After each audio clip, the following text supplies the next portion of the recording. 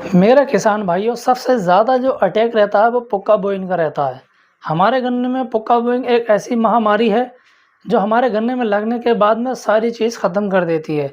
मतलब हमारा गन्ना भी बढ़ना कम हो जाता है, यील्ड भी कम हो जाती है, लेंथ भी कम हो जाती है, उपज भी कम हो जाती है।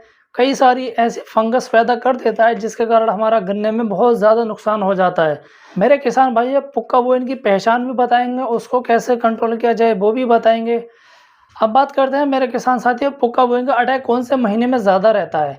सबसे ज़्यादा अटैक मेरे किसान साथियों ये अगस्त के महीने में रहता है। लेकिन आपको इसका कंट्रोल कैसे करना है और पहचान क्या है, आप जब अपने खेत में जाकर देखेंगे तो मेरे किसान भाई आपको पुक्का बोइंग ब्लैक स्पॉट से दिखाई देने लगेंगे और फंगस सा दिखाई देने लगेगा। मेरे किसान भाइयों, ये देखिए, ये है हमारे खेत में पुक्का बोइंग। इसको पुक्का बोइंग कहा जाता है। अब इसकी पहचान देखिए, आप जब लीफ पर देखेंगे इस पर रेड कलर के इसमें स्पॉट आ चुके हैं, धारियाँ पड़ चुकी हैं, और यहाँ पे जितने भी हमारे देखो ब्लैक तरह के स्पॉट आ चुके हैं। पुक्का बोइंग प्लस इसमें सुंडी भी पैदा हो गई है। इसमें दो बीमारियाँ लगी हैं, एक पुक्का बोइंग है और एक इसमें सुंडी है, जो हमारी गोब में रहने के बाद में उसको काटने के बाद में खाती है, तो वहाँ से एक सड़न भी पैदा होती है जहाँ से कली हमारी ख़राब हो जाती है और ग्रोथ नहीं कर पाता। तो मेरे किसान साथियों, ये आप देख सकते हैं जितना इसमें पुक्का बोइंग का अटैक हो चुका है खेत में।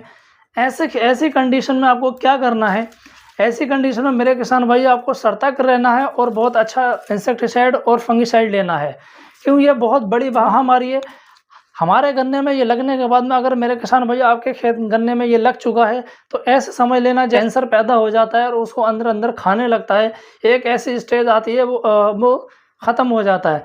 तो उसी कारण ये एक ऐसी बीमारी है मेरे किसान भाइयों, ये पुक्का बोइंग की एक ऐसी बीमारी है, अगर हमारे खेत में लग जाए तो हमारी पूरी फसल को ख़त्म कर देता है, नस्तो नबूद कर देता है, जिससे कि हमारा बहुत बड़ा नुकसान हो जाता है। अगर आपको अपने खेत में पुक्का बोइंग के लक्षण दिखाई देने को लगे, ब्लैक स्पॉट दिखाई देने को लग जाएं और आपकी गन्ने की जो लंबाई है वो बढ़ने से रुक जाए, तो आप समझ लेना कि हमारे गन्ने में पुक्का बोइंग आ चुका है। तो आपको इस पुक्का बोइंग में क्या यूज़ करना है, आपको लेना है कार्बेंडाजिम भी ले सकते हैं, और इसके साथ में एसेप्टोसाइक्लिन का प्रयोग ज़रूर करेंगे, और इसके साथ में एक ब्लू कॉपर का प्रयोग करेंगे। मेरे किसान साथियों, ये रहा आपका ब्लू कॉपर, एसेप्टोसाइक्लिन और कार्बेंडाजिम पुक्का बोइंग के लिए। लेकिन हमारे खेत में क्या होता है, इसमें इल्ली भी लगी है, तो हमें उसके लिए क्या डालना है, उसके लिए आप प्रयोग कर सकते हैं क्लोरो, या आप रोकिड ले सकते हैं। रोकिड लेते हैं तो और अच्छा रिजल्ट आता है। आपको 700 ml पर एकड़ के हिसाब से रोकिड लेना है, और आपको अगर कार्बेंडाजिम ले रहे हैं तो आपको 500 ग्राम पर एकड़ के हिसाब से, अगर आप ब्लू कॉपर ले रहे हैं वो भी आपको 500 ग्राम पर एकड़ के हिसाब से लेना है। एसेप्टोसाइक्लिन का जो 12 ग्राम का पाउच आता है मेरे किसान साथियों, आपको कम से कम 6 पाउच लेने हैं, फिर अपने खेत में प्रयोग करना है। अब बात करते हैं इसके स्प्रे में पानी कितना लेना है मेरे किसान भाइयों। कम से कम आपको 250 से 300 लीटर पानी लेना है, फिर आपको इसका स्प्रे लगाना है। स्प्रे लगाने के बाद में मेरे किसान भाइयों, आप जब देखेंगे तो तीसरे दिन ये सारा रोग वहीं रुक जाएगा, जितना हमारी फसल में लगा है वही ख़त्म हो जाएगा, और नई कली निकलना शुरू हो जाएगी और नई कली आ जाएगी। सारा रोग ख़त्म होने के बाद में हमारी लेंथ भी बढ़ना शुरू हो जाएगी और रिज़ल्ट भी बहुत अच्छा आएगा।